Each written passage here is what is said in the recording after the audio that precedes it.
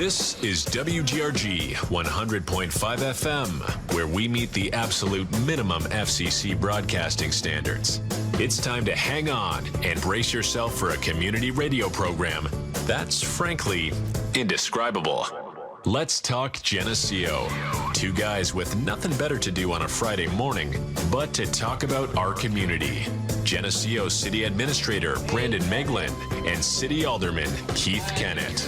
And yeah, nobody, and I mean nobody, puts the blah in blah, blah, blah like these guys do. All right. Well, welcome to this edition of Let's Talk Geneseo. I'm Keith Kennett, along with your co-host here, Brandon Meglin. Brandon, good morning.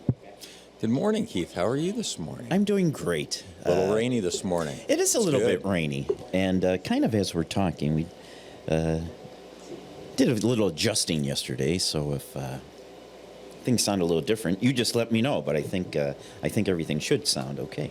Oh, great. All right. Yeah. Okay. Hopefully the recording's running smoothly. Well, I think so. I'm looking over there. That looks like it's recording. Had a little bit of a technical snafu last week. We worked through it, but if you do look at the podcast from last week's program, you'll notice an interesting audio track with it. But you can kind of, if you tough it out, you can understand what was going on. It's a little annoying, but if you're a loyal listener, you're going to punch through it. That's right. We'll give you a T-shirt that say, "I survived the recording." Yeah. If you make it through. But anyway, it's Friday here, October 10th. A little bit of drizzle, as Brandon referenced. Homecoming. And, homecoming tonight. Yeah. So parade this afternoon. Parade 3:30, right down State Street, heading to the north up to the high school through the new section of State Street roadway that has been open now for about a month or so. Mm-hmm. Nice smooth concrete for the parade. That is smooth, yeah. And you'll be doing the football game tonight, I'm assuming. Football game tonight. Tonight is also a Hall of Fame night out at the football field, Bob Reed Field here at Geneseo High School. Mm-hmm. So there will be a lot going on. I think we learned Tuesday night that Kiwanis will be doing peanuts tonight. Yes, they will. As a fundraiser, and actually we'll turn on Linda's microphone so we can hear her. But I kind of gave away who our guest is this morning, although those that are viewing probably picked up on it already. But anyway, but with that, we'll get right to it. We have Linda Vanderleest. We may have a guest with her, maybe not. Probably pending. We will not be having a guest with Linda this morning. So it's all Linda, but that's just fine. Because there's all sorts of information she needs to share about a very important thing that is coming up this Saturday. Yep. And, I just noticed that all three of us, I have on blue, Linda has on purple, and Keith has on black. On homecoming in Geneseo. Oh! I have my green shirt. I'm going to wear it later. I didn't want to get it dirty here in the morning. Jeez. Yeah. 3 failures this morning. All right. Wasn't quite sure where you were going with that, Brandon. Yeah, I didn't know. I didn't know we had a dress code. I thought, oh, you're really good with your colors. You are, yes. Well, Linda, I don't even know how to introduce you because you're involved in so many different things. Yeah, I stay pretty busy. It's been really good because I get to do a lot of the things that I wanted to do when I was working. Mm-hmm. But you have to pay the bills, and I loved what I was doing when I was here at the high school, and so I found kind of some of those niches. I took about a year off after I retired, and finally decided maybe a couple times I overbooked myself, or double booked it, and but it's all good. I've always enjoyed being a part of this community, and now feeling my way out, finding new ways to navigate a new normal. And so that's kind of where I'm at right now. So yeah, saw you out at the Freedom House Gala last Saturday. Yep. Mm-hmm. And then Tuesday night, Keith and I presented at the Kiwanis meeting, which you're part of that organization too. Mm-hmm. We actually presented on the Let's Talk Geneseo radio program and kind of how it came to be and the history of why we do this on Friday mornings, which was fun to do. We only had about half the people leave halfway through the presentation. Yeah. But other than that, mainly when I started talking. I saw a couple guys with their eyes closed. That's probably typical in all the meetings. That is typical. I just kid. It was a lot of fun and a lot of good questions and that sort of thing. So it's not often we get to share a little bit of that history. So it was always it's nice to do and always good seeing the Kiwanis. Very active, doing a lot of good things. A very organized group. I told Chris Gillette the next day. He sent me the newsletter from the meeting the night before. Yeah. And full newsletter, full pictures and everything in there. Wow, you guys pump out a newsletter 12 hours after the meeting. It's impressive. You would think, very a lot of good structure there, but I thought the same thing, Brandon. Wow, that's a very slick newsletter that came out. It had pictures in it. It was, very impressive. Definitely a standard that we would not be able to reach with our little program here. Right. So they're very well organized. They're very dedicated to the children of this community and children of the world, and so they really, it's all hearts and on behalf of that group. And it's just like doing the peanut drive tonight. Dave Marshall, the president, is right front and center and getting volunteers to help with that, and that's one of our major fundraisers. And so it's an organization that I think a lot. If I would ever give a shout out, I would like to. We have probably a handful of women, maybe a few more than that, and I would like to see women really get involved in it. Just because, if anything, we, like any other programs, we need volunteers and kind of share the load. And some of them might tell you that it's getting harder for them to participate in some of those activities. And so for those that it becomes harder for, we need to have a replacement idea in mind. And so I would invite, anybody that's interested in Kiwanis, you can come as a guest the first time and just kind of see what the program's like. Invite anybody in the community. If you ever want to come, let me know, and we'll get you set up as a guest to come some night. Yeah. Well, let's switch gears here because, excuse me. All choked up. I'm going to have to take over, Keith. Linda is here for a very specific reason this morning for one of her ventures, which is the Henry County Humane Society. Big event coming up, the Paws for the Cause first annual. I don't know if you can say that yet or if it's going to be a one-time thing, but the first gala to raise money and keep the shelter going. Right? So this is our 50th anniversary. I don't think people realize in this community that we've been around for 50 years. So we decided it was appropriate that we should celebrate that. And so that is really what brought to mind, was some type of celebration of the work that the people before us have put in to even get the shelter started. It started as a pretty, meek system who wanted to take care of the animals. We were in the building that was owned by the police department. That's where I adopted my first cats from. And that was just kind of a general population, large room with a few other cages that could hold maybe 6 cats, and then had, I think, 4 dog runs. And so it was pretty limited capacity. And then thanks to the generosity of this community, and if you're ever out there, our board lists the people that helped us get the new shelter built. And that was led by the previous board, and the name that you see front and center is Barb and Bob Coons. But it's also important that people, when you visit the shelter, take a look at the board, because Barb and Bob had a lot to do with it. We had a lot of other contributors too who made that facility possible. And so that's why we're having a gala on October 18th out at Lavender Crest. It's going to be a fun night. We have musicians that will be entertaining for the evening.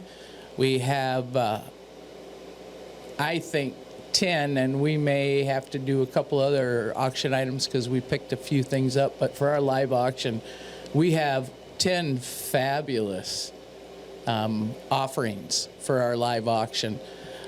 Stuff like comedy night and stuff like murder mystery night, including dinner. Some of the events are going to be held at the Central Schoolhouse. It involves Richmond Hill Theater. It involves some of our local proprietors. We've got a flyover with Todd Seaman. Our live auction items. You want to go to Chicago Bears game, you're going to have an opportunity to do that. Just a great array. And then we have, I'm not even certain at the last count, but well over 50 baskets for our silent auction, and that's growing. And so the meal is going to include 3 main entrees. It's chicken, beef, and pasta, along with the sides. And so dinner, I was out there for an event just a couple weekends ago, and they do all the food preparation there, and it was outstanding. Mm-hmm. And so we're looking forward to the opportunity to celebrate the Humane Society, and that's really our primary focus. Yeah, and tickets still available? Tickets are still available. It's pretty simple to do it. You just go to the website for the Humane Society, and under the tab titled Events, just open that up, and the information about getting a ticket will be there. Mm-hmm. Yeah, and talk to us a little bit about why this is so important. I think, it's a common misconception that we've talked about with the city and with you guys that, when you put the branding Henry County on anything, there's an immediate assumption that this is a government-funded entity, and it's not. It's all privately funded, and we have a lot of animal lovers in town. And I don't think people understand that if the funding dries up, that there's a real possibility that this mission can't continue, right? Yeah, it is one of the reasons we have decided to do a celebration like the gala, because you can exhaust your fundraising events by doing so many over so many months, and so we decided to refocus on one big event and kind of throw everything in on this, just because of the support of this community, and a one-time event, and make it really special. And to your point, Brandon, we're supported almost purely based on donations with some limited grants, and then you have to be in a grant cycle. So, for instance, like a trap and release program, there are grants that are available to that, but you have to get a program established first to merit being eligible to apply for the grant, and then maybe even be awarded the grant. And so there's a lot of different things that go around the grant process. Some of them are designated for purely one event or one thing that you're doing at the shelter. And that's why I kind of like to highlight some of the new things that we're doing out there, and kind of some exciting new stuff for us. The FFA kids here at Geneseo High School have come out and started volunteering at the shelter. And it's nice to engage those young kids. And then at the high school, they also have a vet tech program. And so those students have been able to go out and use the resources of our dog handlers like Stormy Wankett and our shelter managers, Liz Schmuck and Leah Park, and use them as a resource to gain more knowledge. And we're entering a partnership with the building traits class here at school for taking care of some of the maintenance things and some of the building at the shelter. And we're looking at a dog enrichment program. And if I can tell a little bit about a friend of mine that she is immune compromised. So she loves animals. She has animals of her own. But for her to go into shelter would be maybe not a good thing because of her treatment plan that she's on right now. So what is she going to do? She is going to volunteer to do animal enrichment tasks, like take a Frisbee and put peanut butter on it so we can hang it on the cages of the dogs, so they have something to do besides turn in circles and turn in circles and turn in circles. And so we're looking to expand our programs out there to try to put in tools. We were talking, and I don't want everybody to bring out their used TV to the shelter, but like for our cats, the one thing that adopters mention is that both dogs and cats respond to those color changes in the TV, the noise and those types of things. And so we're looking at doing different types of enrichment that way. And but like I said, don't everybody bring your old TVs out to the shelter. That's still a plan in motion. And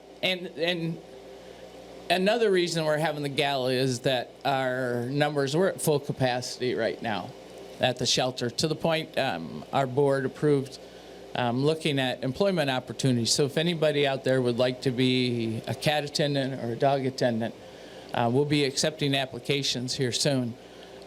Just because our volunteer and our employees are maxed out with the number of animals we have right now.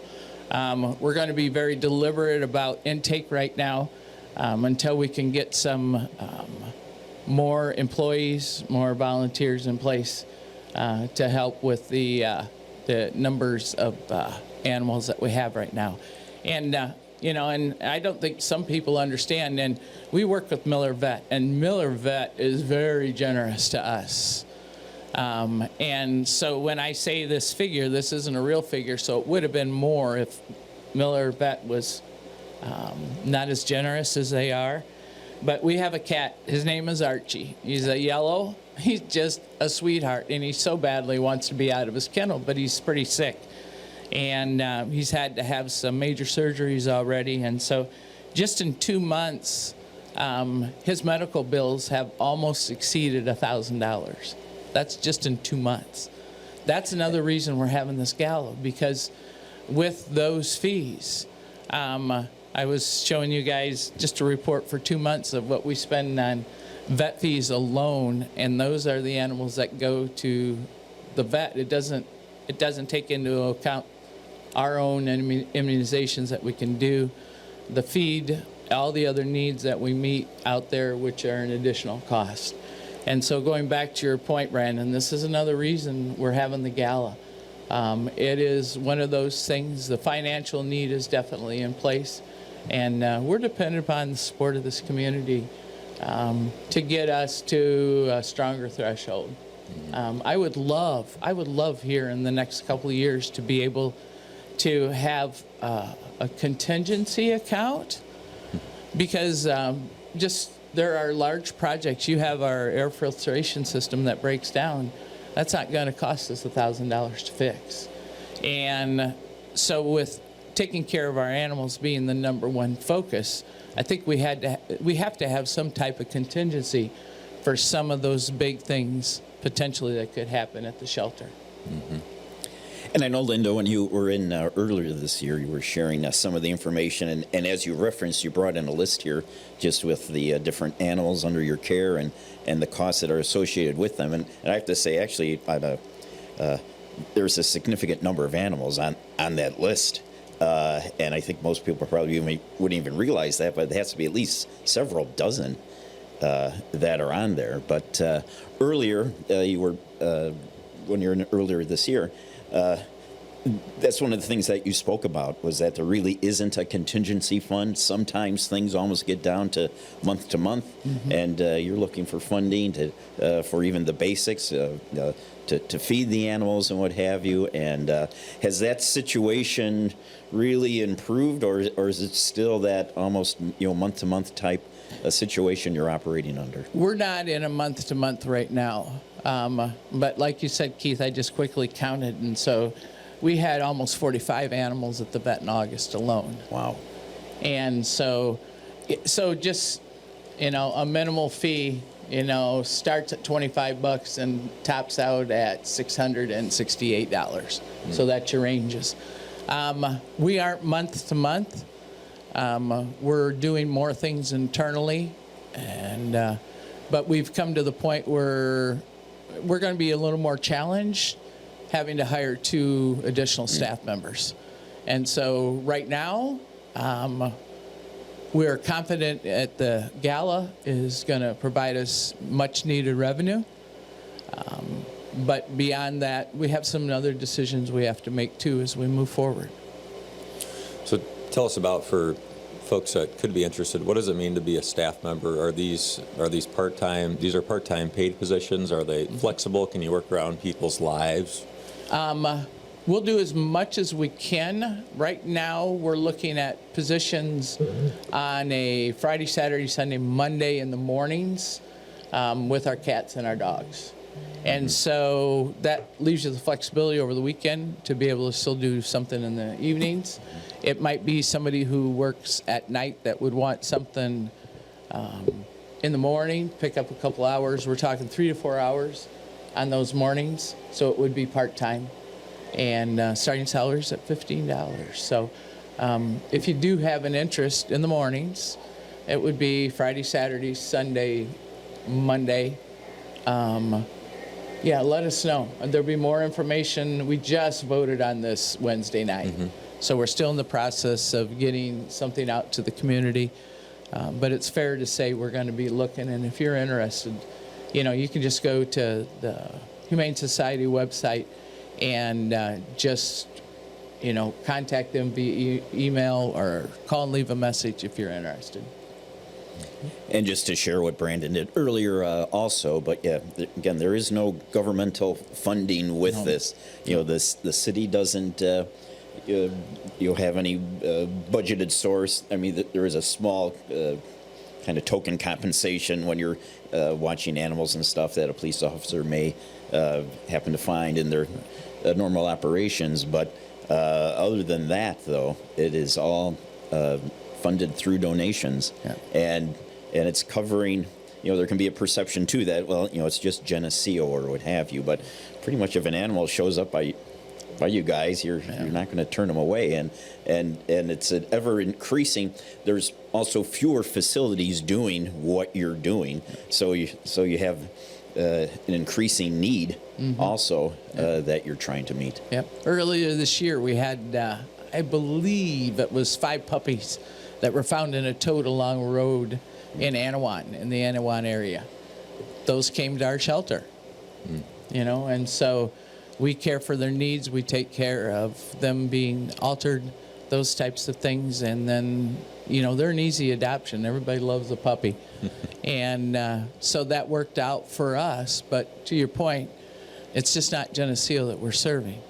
But it is primarily a lot of Geneseo that does come out to adopt. And the thing is, if you want to adopt, we have some awesome dogs right now that are ready to be in somebody's home with just a little tender, loving care.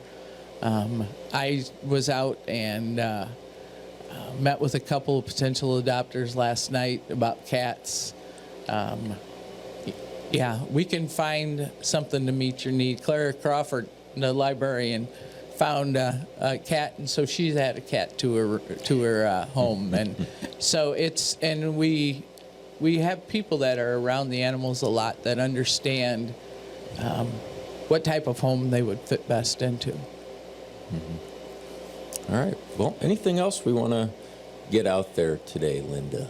No, the biggest thing is for us, we would love to fill to capacity at 250 people. And so that would be the challenge to the Geneseo community. If you can't attend, maybe donate the cost of a ticket, which is $100.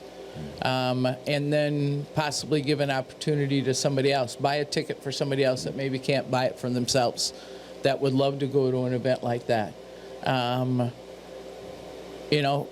Come out and join us on the 18th. We'd love to have you there. If you can't, we would really, really appreciate donations, monetary donations to the shelter. We do start at 5 o'clock on that night.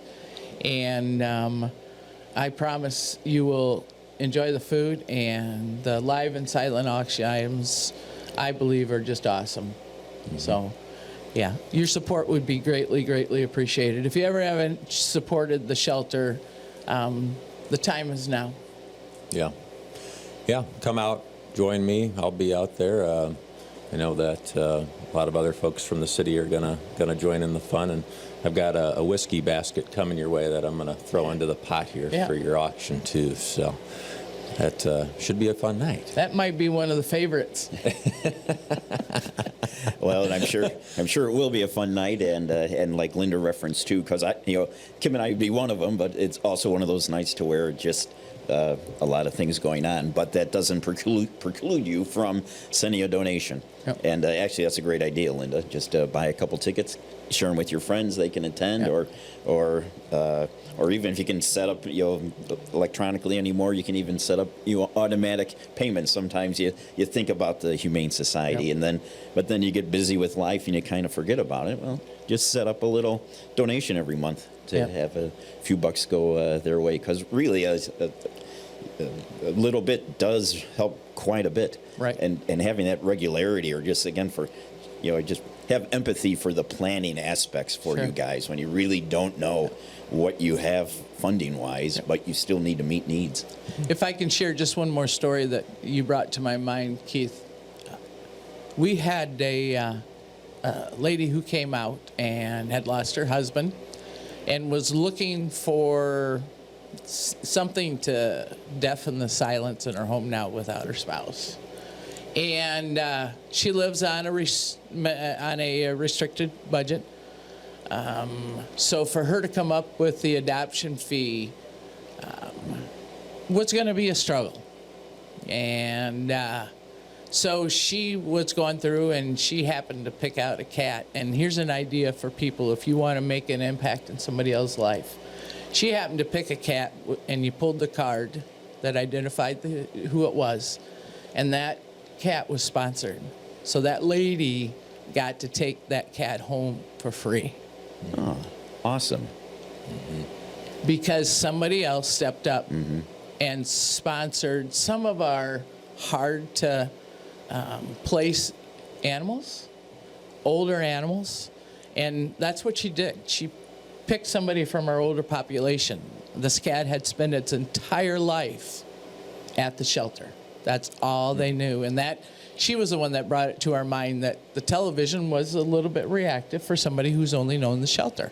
And so not only did we get good feedback from her, we got her a forever friend and a forever home for one of our older cats. And so that's another thing to consider too. Sponsor an animal maybe for somebody who can't afford to adopt. We have a cat litter program where we offer it pretty inexpensively for the public.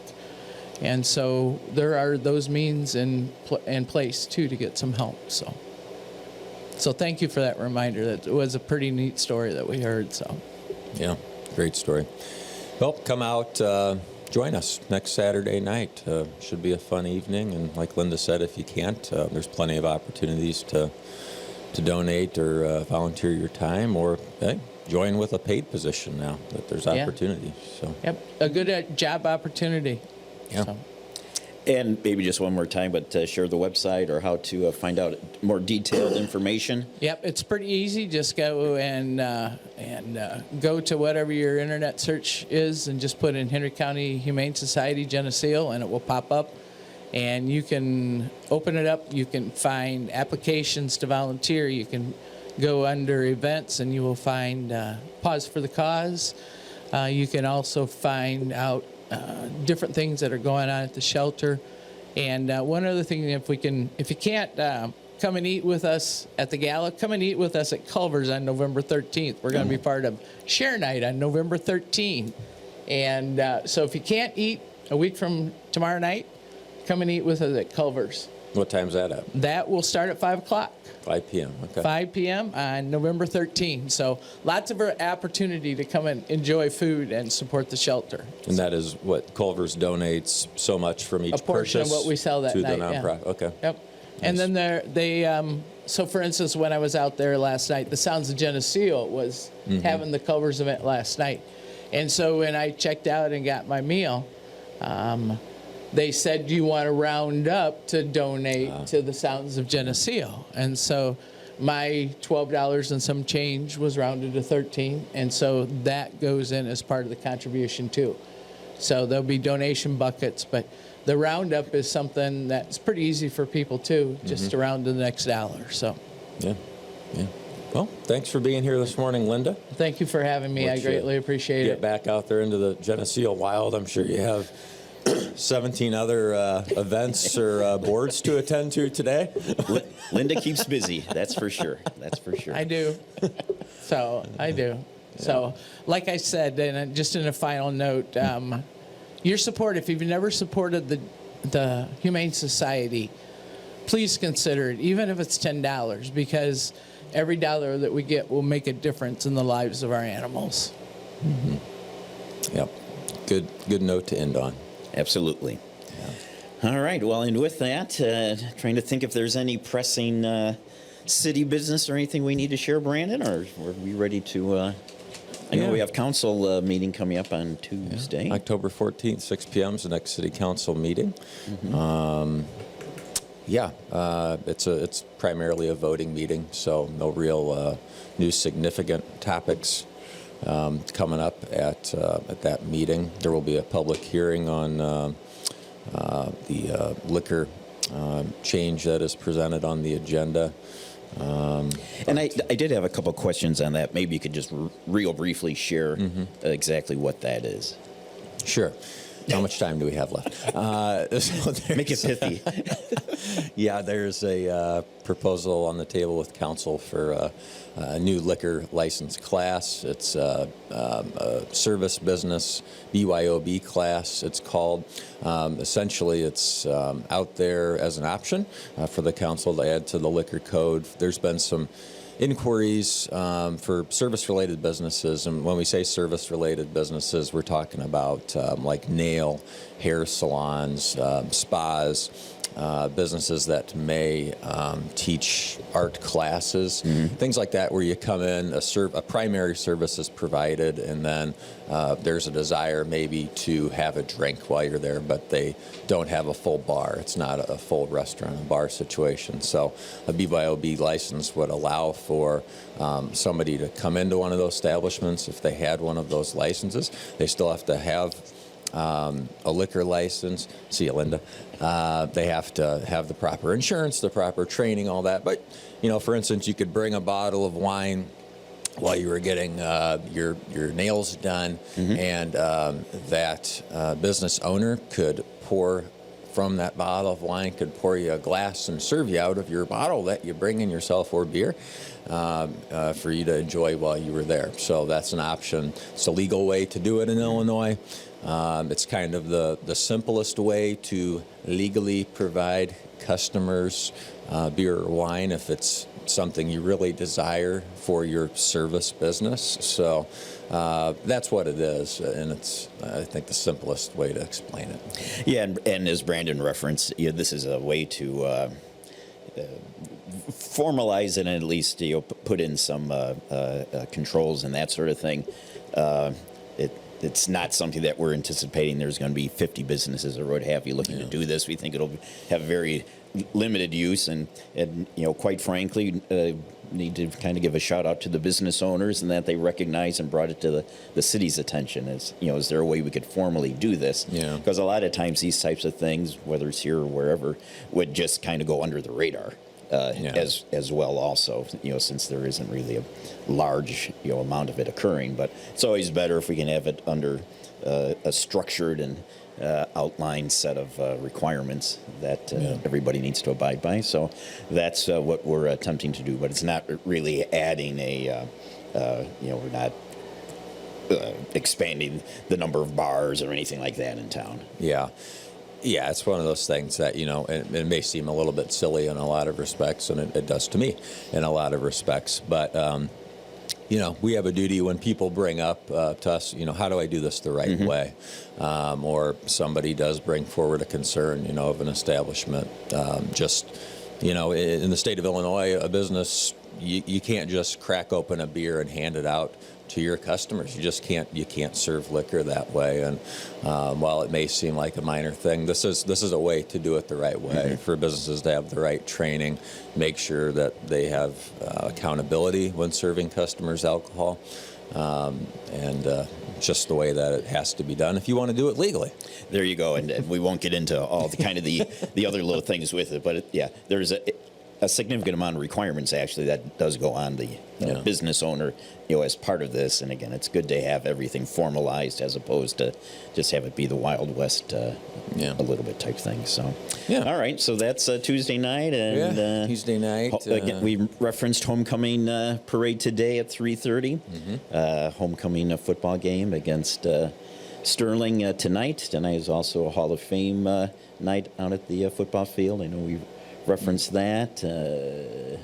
So City Council, I guess that's about all the... I think that's hydrant flushing wraps up today in town. Many of us who seeing the stirring of the water this week provides a little bit of tint to a number of different water services. That's normal for hydrant flushing. It's important to flush that system out for safety and to help clear out some of that sediment that builds up over time. And all right, well, I guess with that, we can pull the plug. Yeah. Brandon, so what are your weekend plans? You see you tonight out at the football field, or you have other activities? Not to put you on the spot. Wedding to go to tomorrow. Well, look at you. And I'll probably watch the football game. I'll probably watch your broadcast of the game tonight. All right. I kind of like doing it from my couch.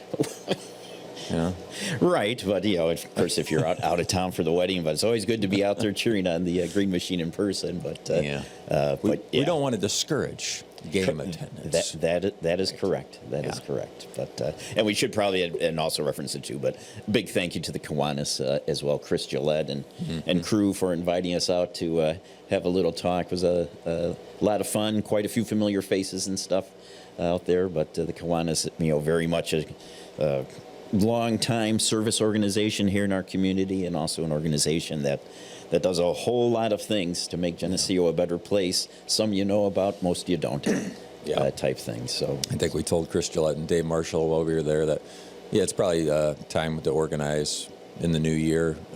We're pretty booked out through the end of this year for this program. Surprisingly, I'm not begging people to come on Thursday nights anymore. We have people coming to us that want to be a part of this, which is great. But we probably need to have a Kiwanis show and kind of let those guys dive into what they do and why they do it. Because I'm surprised every time I go to how active that group is and how many people are really invested in it here. Yeah, it's a very active organization, and they meet weekly. On Tuesday evenings. But there are probably a good 20, 30 people, I would say there. Yeah, good turnout. Nice meal. So it was again a lot of fun, and appreciate the invite. And we're always happy to kind of share anything going on here in the community, and also a little bit about this little program that continues on as we have program 71 or whatever. This is 71. Yeah. It's kind of like it's like you're in. It can be kind of like you're in jail and you're counting the days down. Well, I only know because after we wrap up these live shows, Keith pieces together and sends me the recording, and then I put it on the YouTube channel where we archive the shows so people can listen on their phones or on their computers later. And so I have to go back and double check how I numbered the last one that we did, and so Well, there you go. All right. Well, it's all good. Brandon, always a pleasure. Have a great weekend. To all of our viewers and listeners, you have a great weekend as well, and we appreciate you tuning in to this week's edition of Let's Talk Geneseo. You're listening to WGRG 100.5 FM in Geneseo, and have a great weekend.